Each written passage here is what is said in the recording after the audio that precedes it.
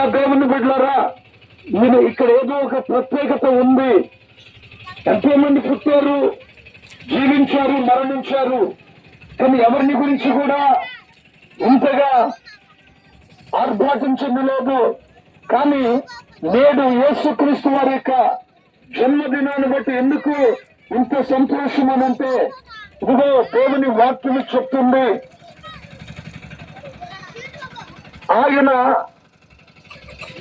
మరియ గర్భములో రూపించబడక ముందే ఇదిగో దేవదూత ప్రత్యక్షమై ఆమెతో చెప్తున్న మాట ఏమిటి అనంటే, అమ్మా నేను ఒక కుమారుని కొంటాము, ఆ కుమారుడు తన ప్రజలను వారి పాపముల నుండి విడిపిస్తాడు అని ఆమెకు చెప్పడం చూస్తూ ఉన్నాం.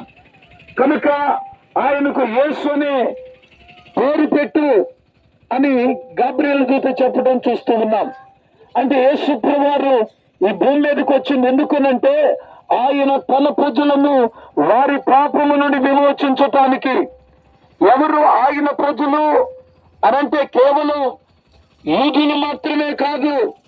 ఎందుకంటే ప్రియ దేవుని బిడ్డలారా, దేవుడు ఆదామును కలుగు చేశాడు. ఆదాములో నుండి సకల గోత్ర ప్రజలు ఈ భూమి మీద పుట్టారు. వారందరూ కూడా దేవుని ప్రజలే.